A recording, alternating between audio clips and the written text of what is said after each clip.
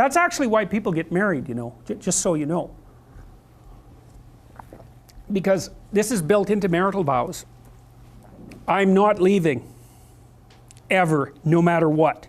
It's like, okay, well that definitely puts a boundary around our arguments, right? Because I can't say every time you manifest one of your flaws, which you're likely to do just as often as me, well, enough of this. It's like, that's horrible, man. If your whole life is, well, every time you get out of line, I'm out of here. It's like, how the hell are you? First of all, you're not going to admit to ever doing anything wrong. Second, you're going to be on your, you're like a scared cat the entire relationship because, well, who knows, it could just come to an end at any moment. It's like, you know, people say, well, if the possibility of divorce is open, it makes you free. It's like, yeah, that's what you want. You want to be free, eh? Really? Really? So you can't predict anything. That's what you're after. It's a vow. And it says, look, I know that you're trouble. Me too. So we won't leave, no matter what happens. Well, that's a hell of a vow, but that's why it's a vow, right? That's why you take it in front of a bunch of people. That's why it's supposed to be a sacred act. It's like, what's the alternative? What's the alternative? Everything is mutable and changeable at any moment.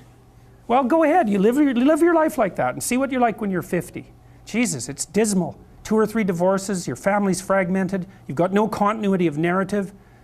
And it's not good for the kids, not by any stretch of the imagination. And so it's a form of voluntary enslavement, I suppose, but it's also equivalent to the adoption of a responsibility. And there's more to it than that. If you can't run away, then you can solve your problems. Because it might be, okay, well, I'm stuck with you. So how about we fix things? Because the alternative is we're going to be in a boxing match for the next 40 years. That's the alternative. So, and you think you're going to fix problems without something like that hanging over your head? There isn't a chance. You'll just avoid them because that's what people do. It's really hard to solve problems, especially in a relationship. We're having a fight and I find out that it's, you know, because you were abused by your uncle when you were 5 or some goddamn thing. You know, it's like, it's very frequent that that sort of thing happens. There's your partner is, you know, manifesting some weird anomalous behavior. You just can't make heads or tails of it. It doesn't seem related to what you're doing at all. They don't want to talk about it. And so as soon as you bring it up, they get mad. And then you bring it up again, they even get madder and they tell you that you're not going to talk about that or they're going to leave. And so maybe you're really, really persistent because you're kind of a son. Then they break down and cry, you know, and then they have this horrible memory that comes flooding forward that's completely, you don't know what to do with it, and then you have to sort it out.